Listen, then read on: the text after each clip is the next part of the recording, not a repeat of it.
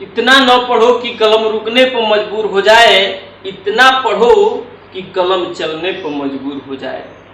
तो आइए दोस्तों, मैं गुरु sir future maker study centre में आप लोगों का स्वागत करता हूं। तो आज आप लोगों को मैं क्लास 12th के डिटरमिनेंट चैप्टर का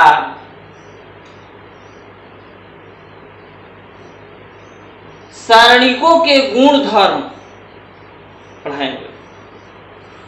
अगर सारणिक चैप्टर में आपको सारणिकों का गुण धर्म नहीं समझ में आया तो आप लोग सारणिक नहीं बना पाएंगे, यानी कि सारणिक नहीं समझ में आएगा आप लोगों को। तो आप लोगों को बाबू सबसे इंपॉर्टेंट इसमें है सारणिकों का गुणधर्म, जिसको खूब बढ़िया से डीपली में हम लोग समझेंगे। इसका यूज हम लोग एक्सरसाइज 4.2 में करेंगे, तो इसको खूब बढ़िया से बारीकी से समझिएगा। एग्जाम्पल के थ्रू हम लोग गुणधर्म को समझेंगे, तो आप लोग ध्यान दीजिएगा, एकदम बारीकी से समझिएगा। अगर इसको नहीं समझे तो आप एक भी क्वेश्चन नहीं बना पाएंगे। तो बस बने रहिए और लाइक ठोक दीजिए। आप लोग लाइक ठोकिएगा तो बेहतर रहेगा हमारे लिए। तो चलिए देखते हैं सारणिकों के गुणधर्म। तो हम लोग पढ़े हैं कि किसी सारणिक का अगर मान ज्ञात करना है तो उसके किसी भी पंक्ति से विस्तार करो या किसी स्तंभ से विस्तार करो, उसका मान वही आता है। यानी कि सारणिक पंक्ति और स्तंभ को नहीं समझता है। तो इसलिए बाबू अब हम लोग देखेंगे पहला प्रॉपर्टी, यानी कि गुणधर्म जो पढ़ रहे हैं। तो पहला गुणधर्म क्या है? करे किसी सारणिक के पंक्ति और स्तंभ को इंटरचेंज करने पर, यानी पंक्ति और स्तंभ को आपस में बदलने पर, यहां लिख सकते हैं कि आपस में बदलने पर सारणिक का मान अपरिवर्तित रहता है। किसी सारणिक के पंक्ति और स्तंभ को आपस में इंटरचेंज कर देंगे तो उसका मान बदलता नहीं है, अपरिवर्तित रहता है। किसी सारणिक के पंक्ति को स्तंभ बना दो, स्तंभ को पंक्ति बना दो, तो उसका मान जस के तस रहता है। अर्थात यहां हम लोग लिख सकते हैं बाबू, अर्थात ए एक वर्ग आव्यूह है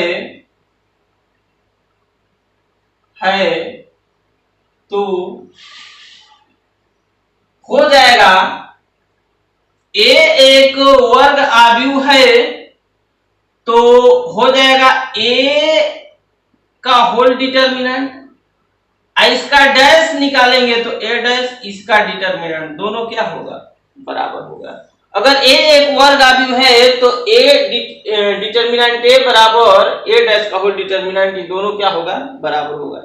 यानी कि अभी ए का सारणिक निकालो और उसके परिवर्त का सारणिक निकालो, दोनों क्या होता है? बराबर होता है। तो ये प्रॉपर्टी आप लोगों को याद रखना है कि किसी सारणिक के पंक्ति और स्तंभ को बदलने से उसके मान में कोई परिवर्तन नहीं होता है। जैसे में देखेंगे बाबू एग्जाम्पल, जैसे मान लो एक सारणिक हम ले लेते हैं, छोटा सा समझा देते हैं। 1 2 3 4 ये सारणिक ले लिए।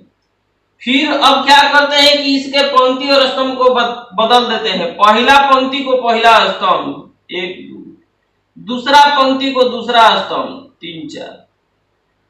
बदलने को तो बदल दिए, पंक्ति को स्तंभ बना दिया, स्तंभ को पंक्ति। अब इसका मान नहीं बदलेगा, दोनों का मान बराबर होगा। देखो इसमें जानते हैं कि मान कैसे निकलता है? 4 एकम 4, माइनस 3 दुना के, माइनस रहता है 3 दुना के 6, 4 में से 6 घटा -2। यहां देखो 4 एकम माइनस 3 दुना के 6, क्या आया? देख लीजिए दोनों का मान क्या है? सेम है। यानी किसी सारणी के पंक्ति और स्तंभ को आपस में बदलने से उसके मान में कोई परिवर्तन नहीं होता है। ये पहला प्रॉपर्टी हम लोग जाने। अब जानेंगे दूसरा प्रॉपर्टी। दूसरा प्रॉपर्टी ये है बाबू कि किसी सारणी के कोई दो पंक्ति या दो स्तंभ को आपस में बदलने से उसके मान में कोई परिवर्तन नहीं होता है, लेकिन उसका चिन्ह बदलता है। देखिए, किसी सारणी के कोई दो पंक्ति या दो स्तंभ को आपस में बदलने पर उसके मान में कोई परिवर्तन नहीं होता है, लेकिन चिन्ह विपरीत हो जाता है, यानी कि बदल जाता है। इसका मतलब हुआ कि जैसे मान लो कि एक सारणिक है, ये 1 2 3 4, ये एक सारणिक हो गया। अब हम लोग क्या करेंगे कि उसको समझने के लिए इसमें किसी दो पंक्तियों को आपस में इंटरचेंज कर देते हैं। 3 कोटि पर भी आप लोग चेक कर सकते हैं, लेकिन किन्हीं दो पंक्तियों को, मान लो इसको यहां कर देते हैं, तो 3 4 1। अब देखिएगा चिन्ह विपरीत आएगा। इसका मान 4 एकम 4, अब -6 बराबर -2 आया। इसका 3 दूना के 6 -4 एकम प्लस आ गया। देखिए बाबू, इसका मान आ गया है 2 आ गया है। मान तो बराबर है, लेकिन चिन्ह क्या आ गया? विपरीत आ गया। तो यही कह रहा है कि किसी सारणी के किन्हीं दो पंक्तियों या दो स्तंभों को आपस में बदलने से उसके मान में कोई परिवर्तन नहीं होता है, लेकिन चिन्ह बदल जाता है। तो आइए अब प्रॉपर्टी 3 देखते हैं। तो प्रॉपर्टी 3 कह रहा है कि किसी सारणी के कोई दो पंक्ति या दो स्तंभ के संगत अवयव आपस में बराबर हो तो उस सारणी का मान 0 होता है। सबसे पहले हम लोग देखेंगे प्रॉपर्टी 3 में कह रहा है कि किसी सारणी के किन्हीं दो पंक्तियों या दो स्तंभों के संगत अवयव आपस में बराबर हो तो उस सारणी का मान क्या होता है? 0 होता है। तो जिसे मान लो कि एक सारणी ले लेते हैं हम लोग, ये सारणी ले लेते हैं। इसमें जैसे मान लो 1 2 3 4 5 6 ले लिए, और फिर हम 1 2 3 ले लेते हैं। ध्यान दीजिए, कह रहे कि किसी सारणिक में किन्हीं दो पंक्तियों या दो स्तंभों के संगत अवयव आपस में बराबर हो तो उस सारणी का मान 0 होता है।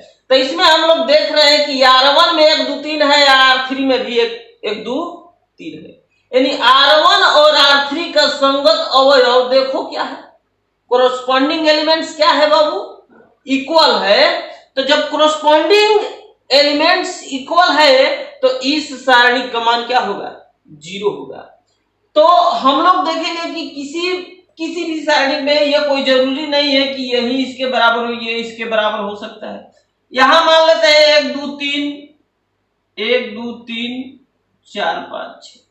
देखिए, इस सारणी में दो स्तंभ, दो कॉलम्स का जो कोरोस्पोंडिंग एलिमेंट्स है इक्वल है बाबू, तो इस सारणी का मान भी 0 होगा। अब हम लोग देख लेते हैं कि कैसे 0।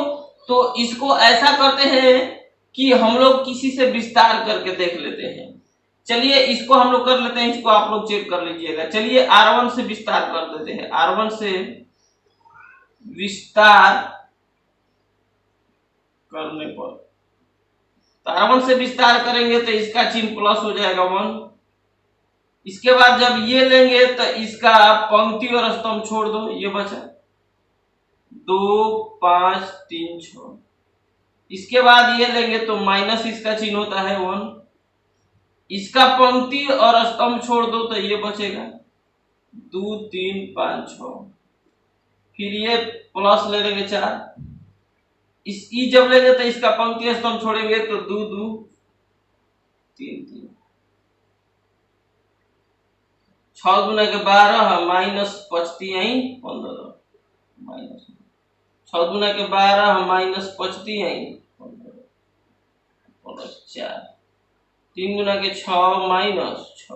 अब सुनो, 12 में से 15 घटा -3, -3 में 1 से गुणा करेंगे -3। अब 12 में से 15 घटा -3, माइनस माइनस +3। 6 में से 6 घटा 0, 4 गुणे 0, +3 -3 कट गया, 4 में 0 से गुणा करेंगे 0, देखिए 0 आ गया। तो इस तरह से हम लोग ये प्रॉपर्टी 3 पढ़े। अब हम लोग देखेंगे कि प्रॉपर्टी 4 क्या होता है। प्रॉपर्टी 4,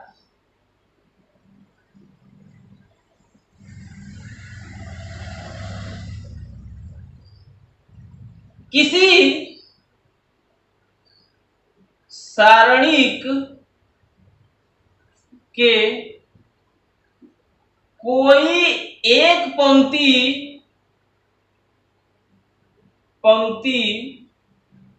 या एक स्तंभ, एक पंक्ति या एक स्तंभ का प्रत्येक अवयव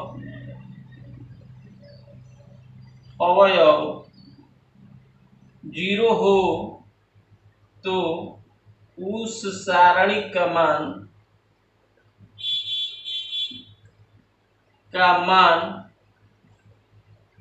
0 होता है।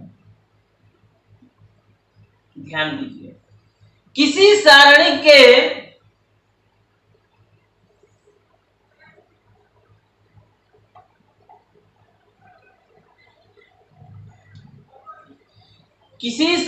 के कोई एक पंक्ति या एक स्तंभ के प्रत्येक अवयव 0 हो तो उस सारणी का मान 0 होता है। जैसे मान लेते हैं कि ये 0 0 0 1 2 3 4 5 6। ध्यान दीजिए, इसमें देख रहे हैं कि R1 का प्रत्येक अवयव 0 है तो इसका मान क्या हो जाएगा? 0 हो जाएगा। क्यों? क्योंकि R1 से विस्तार करेंगे तो 0 से किसी में गुणा करेंगे 0, इस 0 से किसी में गुणा करेंगे 0, इससे भी किसी में करेंगे 0। इसके बाद बाबू 5 नंबर प्रॉपर्टी है, आप लोग नोट कर लीजिए, हम बोल रहे हैं। किसी सारणी के किन्हीं 2 पंक्तियों या 2 स्तंभों के संगत अवयव समानुपाती हो तो उस सारणी का मान भी 0 होता है। देखिए 0 वाला 3 को प्रॉपर्टी है। इसमें अगर 2 पंक्ति या 2 स्तंभ के संगत अवयव बराबर हो तो उसका मान 0, प्रत्येक अवयव किसी पंक्ति या स्तंभ का 0 हो तो वो भी 0, या किसी सारणी के कोई 2 पंक्ति या 2 स्तंभ के संगत अवयव समानुपाती हो तो भी उस सारणी का मान क्या होता है? 0 होता है। जैसे में देख लेते हैं, यहां देख रहे हैं 1 2 3 4 5 6, यहां ले लेते हैं 2 4 6। ध्यान दीजिए, इसमें बाबू देख रहे हैं कि समानुपाती है। देखो क्या, इसका दुगुना है ये, इसका दुगुना ये है, इसका दुगुना ये है, तो इस समानुपाती कहलाता है। यानी अनुपात निकालोगे तो क्या आएगा? समान आएगा।